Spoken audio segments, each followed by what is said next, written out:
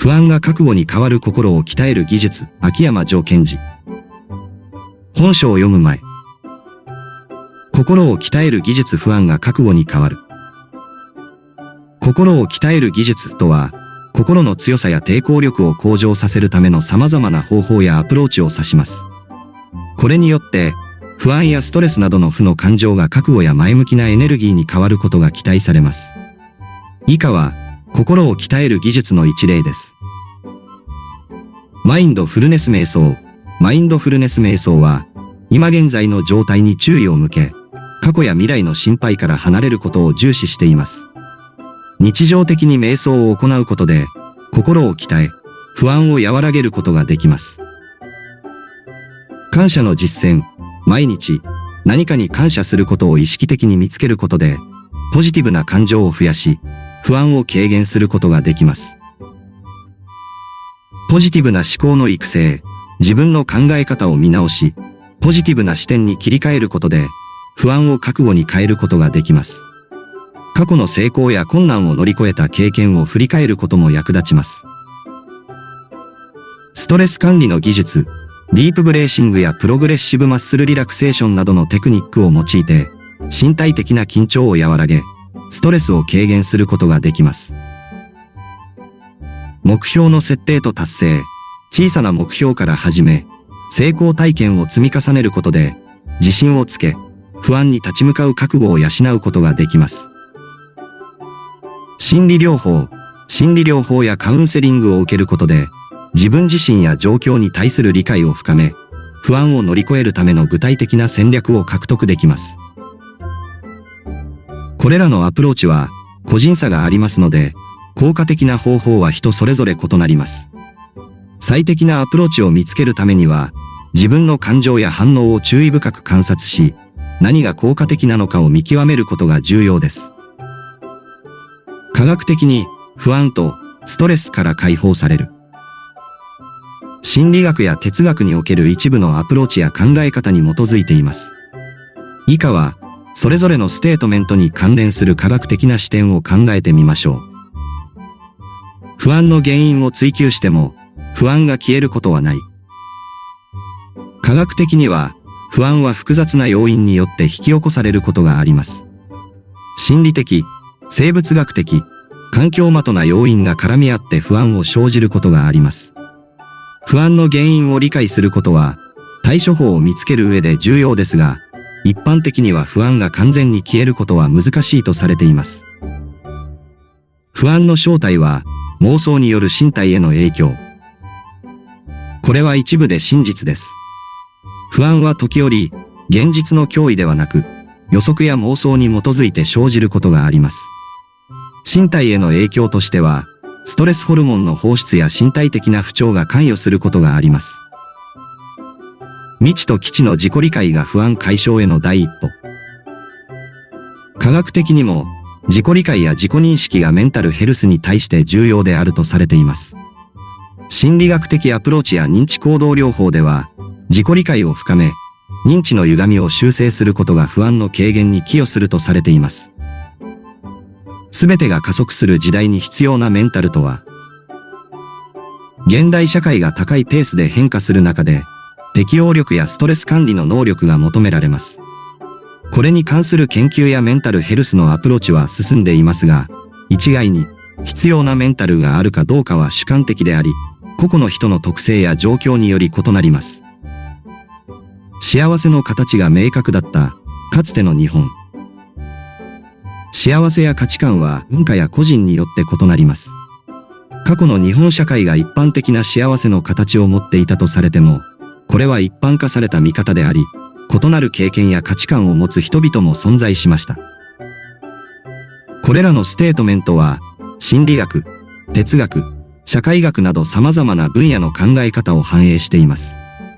科学的なアプローチは個人差を尊重し、複雑な現象に対して包括的な理解を提供することを目指しています。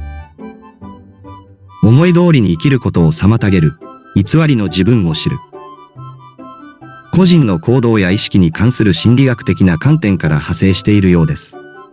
以下はそれぞれのステートメントに対する一般的な説明です。本当の自分で生きているかが一瞬でわかるテスト。一般的に、本当の自分で生きているかどうかは主観的なものであり、一瞬で測ることは難しいです。しかし、自己認識や自己理解を深め、自分が本当に望む生き方を模索することは重要です。私たちは、意識のうちに自分で自分を騙している。無意識の心理的メカニズムや自己欺瞞が個人の行動に影響を与えることは心理学的に認識されています。人は時折、自分を保護するために真実から逃れることがあります。偽りの自分には5つのパターンが存在する。偽りの自己のパターンは、個人が他者や社会の期待に応じて自分を変える傾向があることを指します。これらのパターンは、他者の評価や社会的な期待に適応するために形成されることがあります。偽りのパターン1、尊敬されたいモード。自分を他者に好意的に見せようとする傾向があります。偽りのパターン2、優秀さの証明モード。自分の価値を高めるために、他者に優れた面をアピールすることがあります。偽りのパターン3、被害者モード。自分を弱者として描くことで、他者の同情を引こうとする傾向があります。偽りのパターン4、マウンティングモード。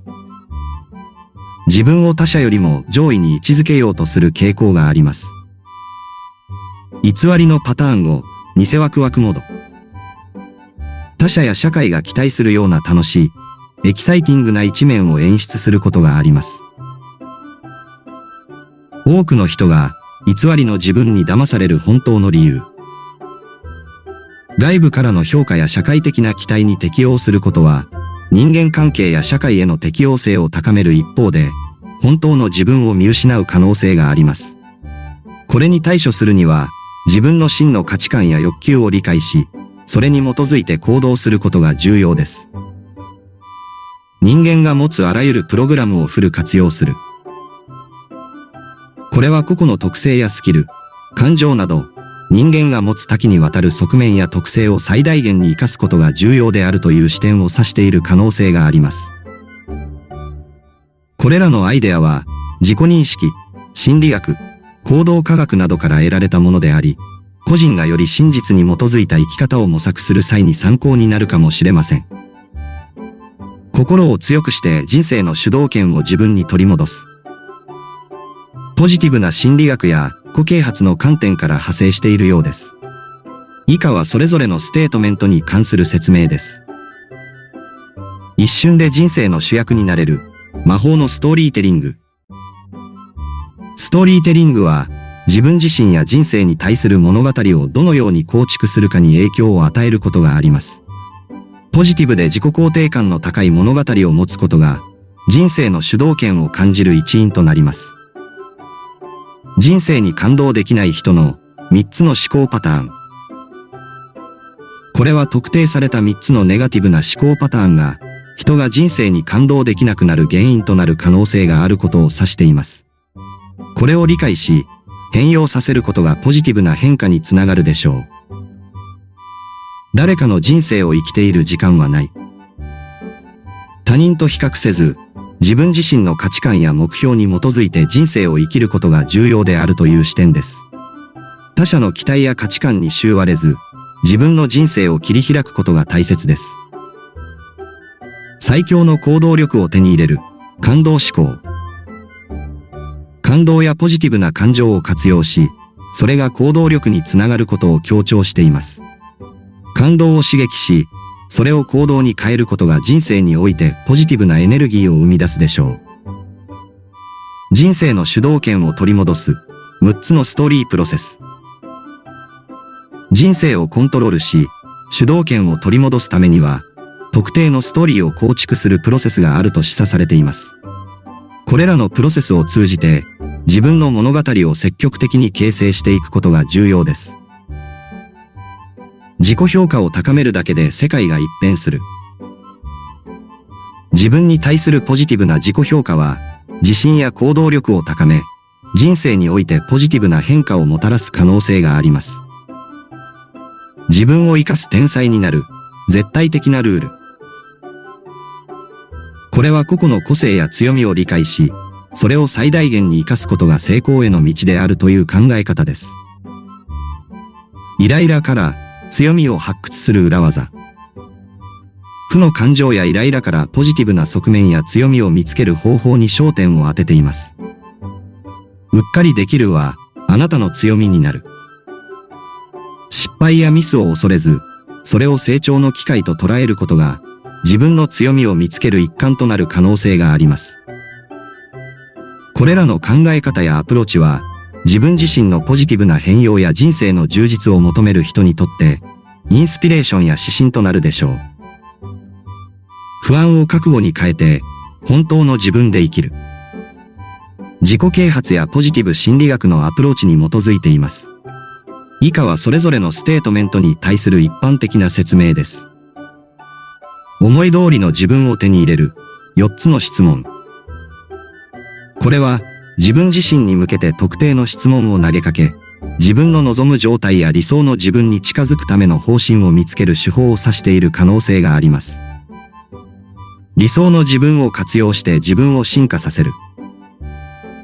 理想の自分を具体的にイメージし、それを目指して成長し進化することで、自分の人生においてより満足度を高めることができるというアプローチです。偽りの自分が構築される 3F 思考とは 3F 思考は、フィア、恐れ、フラストレーション、挫折、フェイリア失敗の3つの要素が組み合わさり、偽りの自己イメージを形成する可能性がある思考パターンを指しています。人生の可能性を最大化させる最強の4ステップ。これは自分の可能性を最大化するための4つのステップを示唆しており、それには不安から覚悟への移行が含まれている可能性があります。覚悟を磨き上げた人だけに共通する特徴。覚悟を磨き上げることができた人々が共通して持つ特徴や資質に焦点を当てています。例えば、適応力、ポジティブなマインドセット、行動力などが含まれるかもしれません。不安が覚悟に変わる心の鍛え方。不安から覚悟への変化を促進するための心のトレーニングや方法に関する指針が含まれています。ステップ1、不安から安心へ。不安を和らげ、安心感を築くための第一歩としてのステップです。ステップ2、安心から自信へ。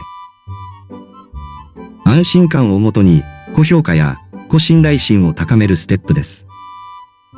ステップ3、自信から勇気へ。自己信頼心からさらなる自己表現や冒険に向けて勇気を養うステップです。ステップ4、勇気から覚悟へ。勇気を持って行動することで、覚悟を強化していくステップです。自分史上最高のあなたと出会うために勇気を与える存在になる。自分自身に勇気を与え、成長と変容を促進する存在となることを強調しています。